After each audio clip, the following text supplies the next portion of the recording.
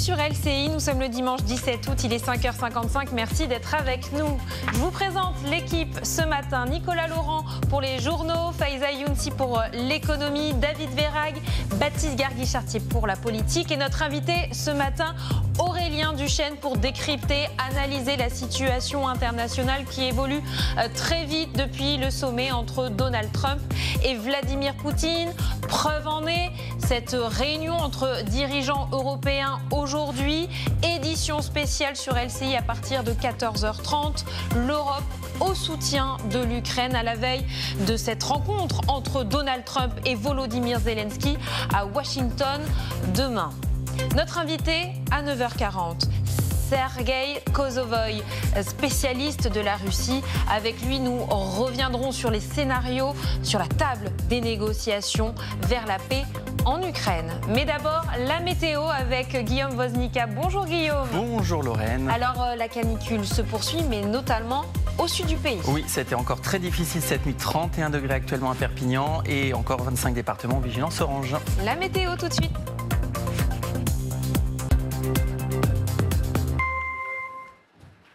Il est bientôt 6h sur LCI, c'est l'heure du premier point sur l'actualité de ce dimanche 17 août avec Nicolas Laurent. Bonjour Nicolas. Bonjour Lorraine, bonjour à tous. À la une de votre journal, quelle sera la réponse des dirigeants européens après le sommet entre Donald Trump et Vladimir Poutine?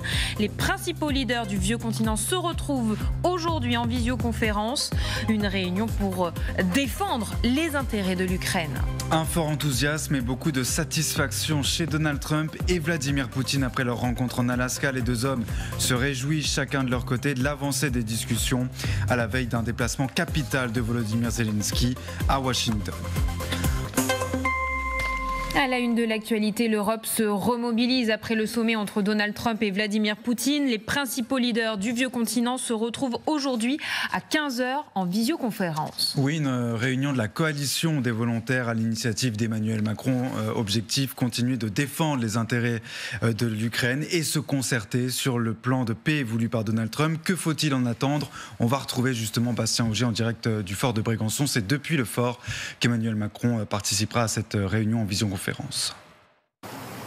15h tout à l'heure en visioconférence. Ce sera en quelque sorte la réunion de ceux qui n'étaient pas en Alaska mais veulent essayer quand même d'exister, de peser dans la suite des discussions. Emmanuel Macron ici depuis le fort de Brégançon, les dirigeants allemands, britanniques et l'ensemble des pays dits volontaires pour aider l'Ukraine. Et puis Volodymyr Zelensky devrait lui aussi se connecter avant sa rencontre avec Donald Trump lundi.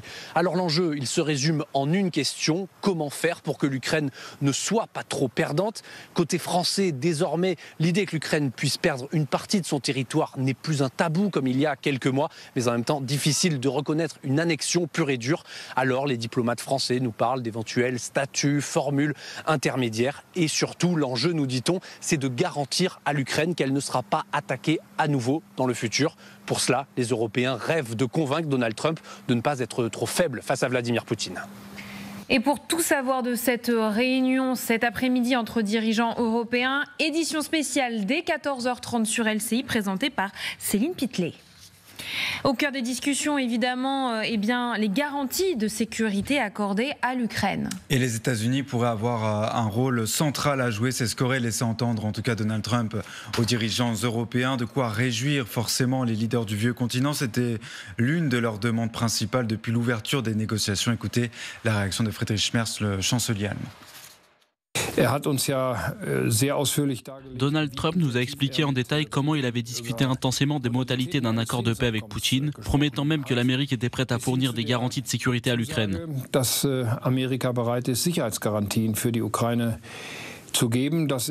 Cela n'a même pas été exprimé lors de la conférence de presse conjointe. Je pense que c'est un progrès significatif que les États-Unis soient prêts à fournir de telles garanties de sécurité avec nous, les Européens. Et ce message cette nuit de Volodymyr Zelensky, le président ukrainien le martèle, le chemin pour parvenir à un cessez-le-feu reste encore long. Oui, un message qui contraste avec l'enthousiasme de Donald Trump et de Vladimir Poutine. Sur sa chaîne Telegram, il ne cache pas sa colère alors que les frappes russes se poursuivent partout sur le territoire ukrainien. Regardez ce qu'il dit. Nous constatons que la Russie rejette les nombreuses demandes de cessez-le-feu et n'a toujours pas déterminé quand elle mettra fin au massacre. Cela complique la situation. Si elle n'a pas la volonté de mettre en œuvre un simple ordre de cessation des frappes, il faudra peut-être beaucoup d'efforts pour que la Russie ait la volonté de mettre en œuvre beaucoup plus, dit Volodymyr Zelensky. Volodymyr Zelensky qui sera demain à Washington. Le président ukrainien a répondu à l'invitation du président Donald Trump. Oui, une réunion à 2 dans le bureau ovale avant peut-être une rencontre à 3 avec Vladimir Poutine. Les deux dirigeants vont tenter d'avancer sur un plan pour mettre fin à la guerre. Les discussions devraient s'axer autour d'éventuelles concessions territoriales. Les précisions, Justine Chevalleroy à Washington. C'est une rencontre dont tous les médias américains parlent évidemment. La venue de Volodymyr Zelensky à Washington demain. Sur la forme déjà, on se demande si le président ukrainien aura droit au même accueil chaleureux que le président russe sur le sol américain. Est-ce qu'on va lui dérouler à lui aussi le tapis rouge? Et il y a justement une crainte que ce ne soit pas le cas. Car sur le fond, le New York Times révèle que Donald Trump a déclaré aux dirigeants européens qu'un accord de paix serait signé bien plus rapidement si l'Ukraine acceptait de céder une partie de son pays à la Russie, ce que Volodymyr Zelensky refuse catégoriquement. Mais Donald Trump semble vouloir imposer la vision du président russe au président ukrainien. Et puis pour le président américain, cette rencontre demain doit servir à préparer un sommet à 3 cette fois-ci avec Vladimir Poutine et Volodymyr Zelensky d'ici vendredi prochain. Et alors que les négociations de paix se poursuivent, les Ukrainiens, eux, semblent parfois désabusés, en colère et redoutent de voir une partie de leur territoire cédée à Vladimir Poutine. Témoignage recueilli en Ukraine par Maxence Lidiar et Bodan Budka. Vladimir Poutine reçu sur un tapis rouge par Donald Trump. Des images qui ne passent pas pour ces Ukrainiens. J'espérais que les États-Unis ne dérouleraient pas le tapis rouge à l'ennemi. Comment peut-on accueillir ainsi un tyran qui n'est pas un être humain? Quelqu'un qui souhaite du mal non seulement à l'Ukraine, mais aussi à tous les autres. Ils ne se sont mis d'accord sur rien et Poutine a remporté cette réunion à 100%. Les regards se tournent pourtant maintenant vers l'Ukraine. Dans une interview accordée à la chaîne de télévision Fox News, à l'issue du sommet, Donald Trump met la pression sur les épaules de Volodymyr Zelensky. Maintenant, c'est vraiment au président Zelensky de conclure et je dirais aussi que les nations européennes doivent s'impliquer. Les relations entre l'Ukraine et les États-Unis s'annoncent compliquées, selon cet expert. Ils doivent comprendre aujourd'hui qu'ils ne peuvent pas compter sur Trump, que Trump n'est plus leur allié, qu'ils doivent apprendre à compter d'abord sur eux-mêmes et aussi, évidemment, sur la solidarité et l'Union européenne. Demain, le président ukrainien Volodymyr Zelensky doit rencontrer à son tour Donald Trump pour discuter de l'avenir du conflit. C'est un Vladimir Poutine tout puissant de retour à Moscou. Le maître du Kremlin, très satisfait, a rendu ses conclusions face à de hauts responsables russes après sa rencontre avec Donald Trump. Écoutez le président russe. Cela faisait longtemps que nous n'avions pas mené de négociations directes de ce type à un tel niveau. Je le répète, nous avons eu l'occasion d'exposer calmement et en détail notre position. Nous respectons bien sûr la position de l'administration américaine qui estime nécessaire de mettre fin au plus vite aux hostilités. C'est également notre souhait. Et nous aimerions passer à la résolution de toutes les questions par des moyens pacifiques. La conversation a été très franche, riche en contenu et à mon avis, elle nous rapproche des décisions nécessaires. 6h06 sur LCI. Dans le reste de l'actualité, cette rave partie en cours dans l'Isère. Plus de 1000 participants réunis malgré la présence des forces de l'ordre. Oui, la zone a été interdite d'accès par les gendarmes. Un policier a été blessé au coude après des jets de projectiles alors qu'il effectuait des contrôles au moment de l'installation des premiers participants. 5 véhicules de gendarmerie ont été dégradés au total. Agathe Couré. En politique, l'appel de Jean-Luc Mélenchon pour censurer le gouvernement de François Bayrou. Dans un entretien à la Tribune dimanche, le triple candidat à l'élection présidentielle dit vouloir déposer une motion de censure pour faire tomber le gouvernement. Et ce, dès la rentrée de septembre. Jean-Luc Mélenchon qui soutient aussi un appel à manifester le 10 septembre prochain. Nous appelons à une offensive, dit-il, déterminée pour faire tomber ce gouvernement sur le terrain par la mobilisation populaire. tout azimut et au Parlement par une motion de censure immédiate, dit-il. François Bayrou, dans le même temps, dans l'autre hebdomadaire, le JDD met la pression sur les oppositions et les syndicats. Le Premier ministre insiste sur les conséquences désastreuses en cas de censure et si le budget venait à ne pas être voté. La fin de la canicule se profile un peu partout en France, mais le risque incendie reste élevé. La prudence reste de mise, notamment sur la moitié sud du pays et en Bretagne. Plusieurs départements toujours placés en vigilance rouge au feu de forêt par Météo France, avec une crainte particulièrement grande dans l'Aude, avec de fortes rafales de vent attendues. Pour ce qui est des températures, il fera moins chaud, mais quand même, 25 départements sont encore placés en vigilance orange. Et les flammes continuent de progresser en Espagne malgré le travail des pompiers. Ça fait désormais 2 semaines que cet incendie ravage le nord-ouest du pays, en Galice. Plusieurs milliers d'hectares ont été ravagés hier. C'est un village entier qui a été calciné. Aucune maison n'a pu être sauvée. Regardez ces images de Canadair. On va retrouver justement sur place notre envoyé spécial Lise Cloix. Les incendies dans la région sont toujours hors de contrôle. Les pompiers que nous avons rencontrés se sentent complètement démunis. Concrètement, il manque de tout. D'abord, il manque de bras. Ils ne se sentent pas du tout assez nombreux pour pouvoir intervenir sur tous les foyers qui émaillent la région, et ils sont nombreux, alors même qu'ils ont déjà été renforcés par d'autres brigades de pompiers qui viennent des régions alentours en Espagne. L'autre gros problème, c'est le cruel manque d'eau, à tel point qu'à certains endroits, ils sont obligés de se limiter au noyage des lisières pour éviter la propagation des flammes, sans même essayer de vraiment éteindre, noyer le brasier. Le travail doit donc continuer. Militaires, pompiers, pilotes, ils sont toujours près de 7000 membres des forces de l'ordre déployés rien que dans la région de la Galice. Merci beaucoup Nicolas Laurent. On vous retrouve à 6h30 pour un prochain point complet sur l'actualité. Aurélien Duchesne, bonjour. Bonjour. Merci d'être avec nous. Vous allez rester avec nous toute la durée de cette matinale pour évidemment revenir sur la situation internationale qui évolue très vite depuis hier. Le sommet entre Donald Trump et Vladimir Poutine en Alaska. Je rappelle Aurélien Duchesne que vous êtes consultant en géopolitique et en défense et auteur du livre « La Russie de Poutine contre l'Occident » aux éditions Erol. Nous allons nous intéresser d'abord sur les contours des scénarios sur la table des négociations et notamment en ce qui concerne l'échange de territoire. David Verhaeghe, vous avez justement dressé un petit peu les contours de ces scénarios envisagés par le Kremlin. Qu'en est-il, David ? Alors, lors de sa rencontre avec Donald Trump, Vladimir Poutine avait exigé comme préalable à toute concession de récupérer le Donbass. Alors, regardez la carte. Pour rappel, le Donbass, c'est cette région russophone qui se trouve à l'est de l'Ukraine. C'est un petit peu le cœur du réacteur, là où tout avait commencé en 2014, lorsque des groupes sécessionnistes pro-russes avaient pris possession d'une partie de ce territoire et lancé les premiers affrontements avec l'armée ukrainienne. Alors, quelle est la situation actuelle au Donbass ? On va regarder une carte un petit peu plus détaillée. Vous voyez, les forces russes contrôlent l'intégralité de l'oblast de Louhansk, l'une des 2 grandes villes.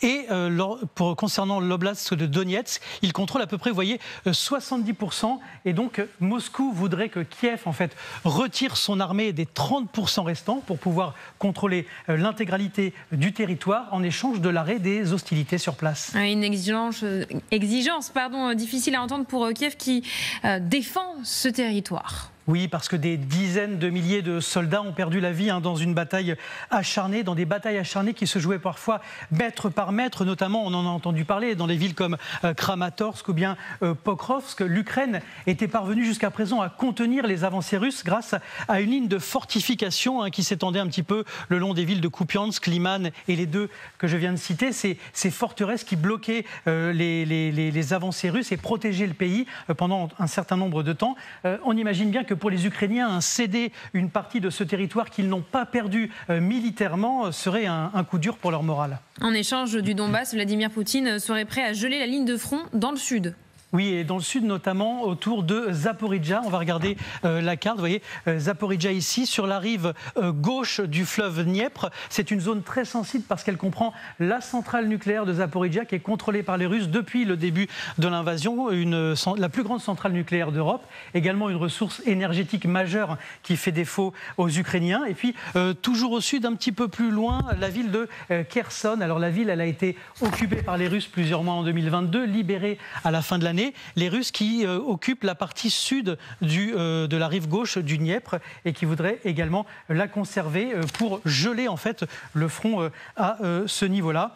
Et puis, si on va un petit peu plus à l'est, Moscou voudrait aussi conserver l'occupation de toute la zone sud, ici, au nord de la mer d'Azov, afin d'assurer une continuité territoriale avec la Crimée, qu'ils occupent depuis 2014 et dont ils attendent toujours la reconnaissance officielle. Alors, face à ces exigences russes, Volodymyr Zelensky, lui, martèle qu'il rejette toute cession de territoire à la Russie. Il répète que l'Ukraine n'abandonnera pas sa terre aux occupants. Et surtout, il est un petit peu bloqué puisque selon la constitution ukrainienne, tout échange de territoire doit être au préalable validé par un référendum national. Merci beaucoup David pour toutes ces explications. Aurélien Duchesne, on parle d'échange de territoire, mais ce n'est pas vraiment un échange, c'est plutôt des concessions, des exigences territoriales.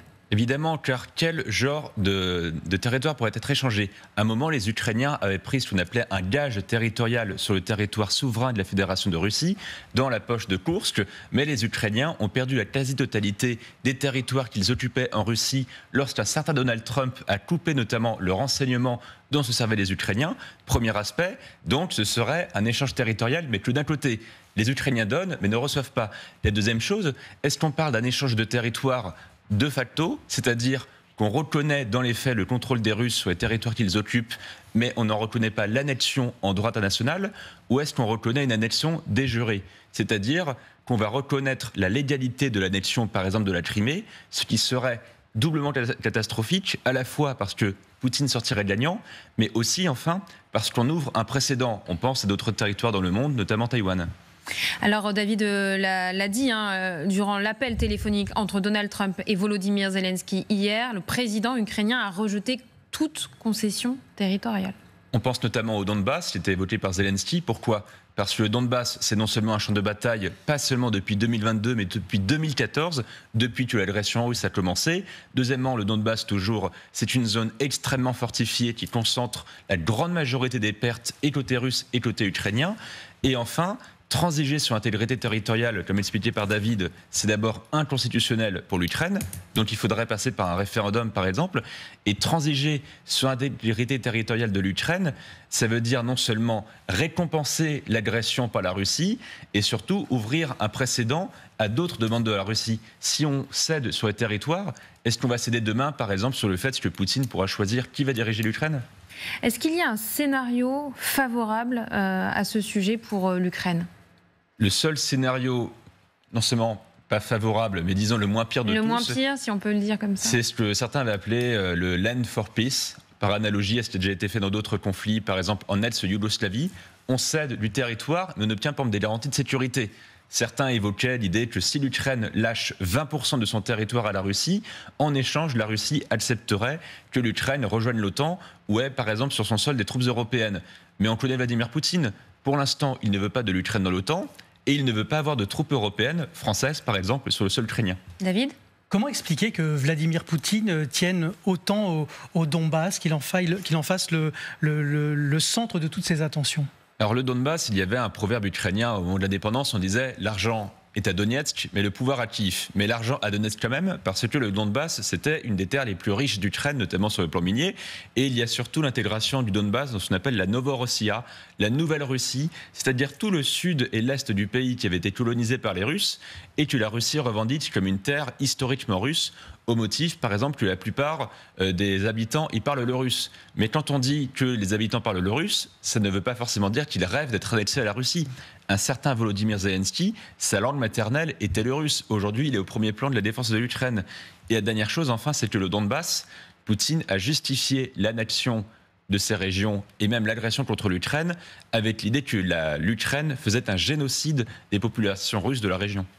Selon le New York Times, Vladimir Poutine aurait aussi insisté justement sur des garanties concernant la reconnaissance officielle de la langue russe en Ukraine et la protection des églises orthodoxes russes. C'est donc là un paquet complet. Oui, puis on trouve toujours de nouvelles justifications. Alors ce à quoi fait référence Poutine, c'était un événement de 2018 où l'église ukrainienne a, comme on dit là-bas, rompu cette communion. Elle est devenue autocéphale. Elle s'est séparée de l'église orthodoxe russe parce que l'église orthodoxe russe promeut la guerre contre l'Ukraine comme une guerre sainte, en expliquant que les Ukrainiens seraient presque des démons et que la Russie combat pour les forces du bien avec un grand B. Et cette justification de la défense des orthodoxes, c'est une nouvelle gamme apportée à la palette humanitaire de Poutine. Il dit qu'il intervient contre un génocide, pour sauver des enfants, pour sauver la culture russe en Ukraine et désormais la religion. Et si on revient sur ces concessions territoriales, on a l'impression que tout est ficelé. Est-ce que vraiment Volodymyr Zelensky a le choix ?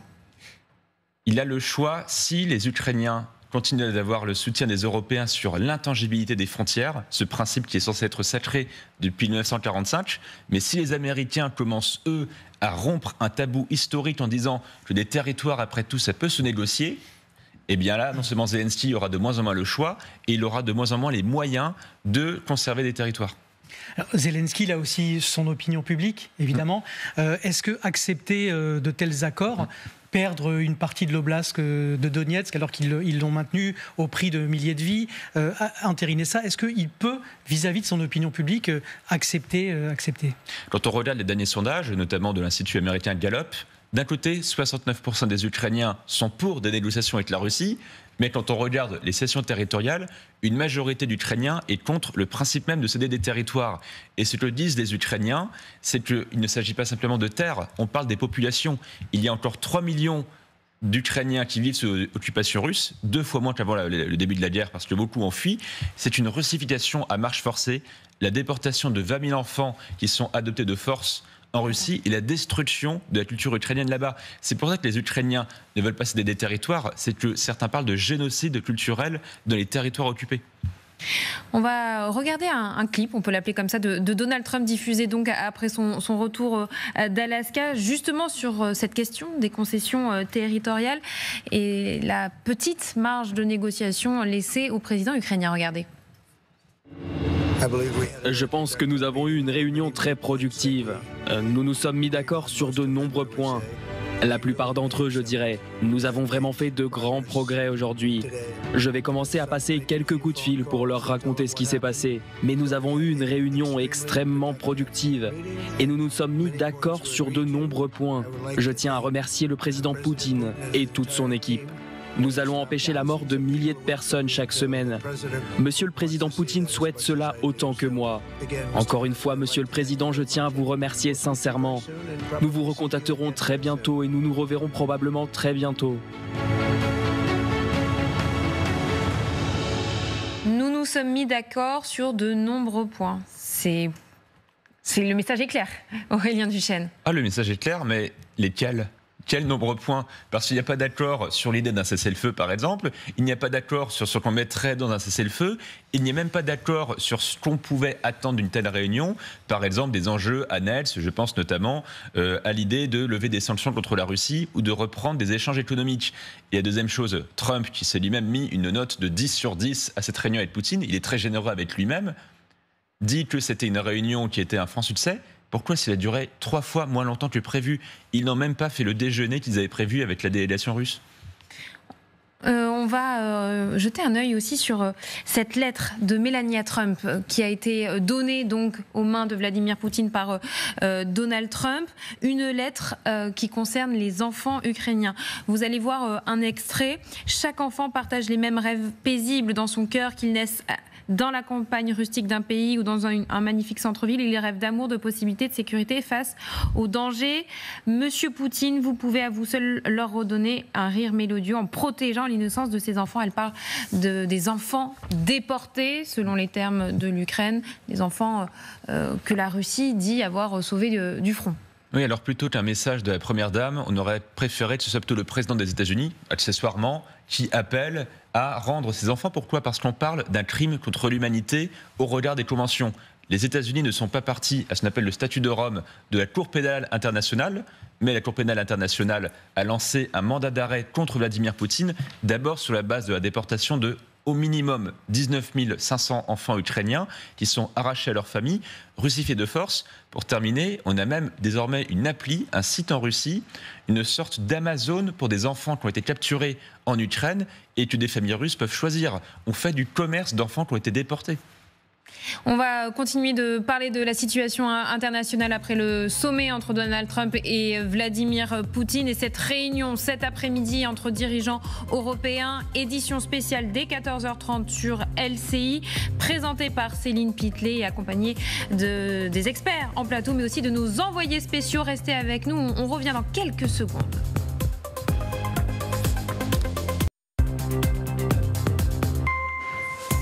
De retour sur le plateau de la matinale week-end LCI, merci de nous suivre. Dans quelques instants, le journal de Nicolas Laurent, mais d'abord la météo avec Guillaume Woznica.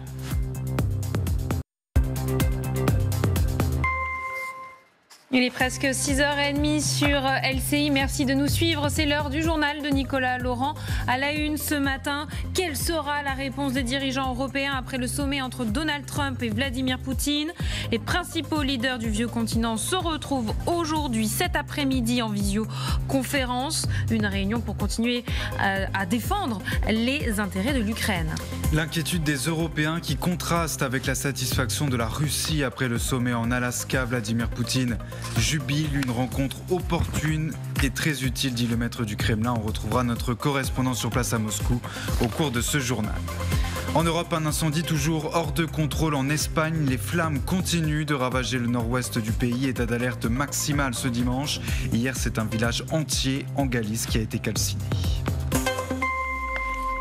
L'Europe fait front après le sommet entre Donald Trump et Vladimir Poutine. Les principaux leaders du vieux continent se retrouvent à 15h aujourd'hui en visioconférence. Oui, une réunion de la coalition des volontaires à l'initiative d'Emmanuel Macron. Objectif, continuer à défendre les intérêts de l'Ukraine et se concerter sur le plan de paix voulu par Donald Trump. Que faut-il en attendre? Les précisions de Fanny Zimbler, Maxence Lidiard et Botan Boudka.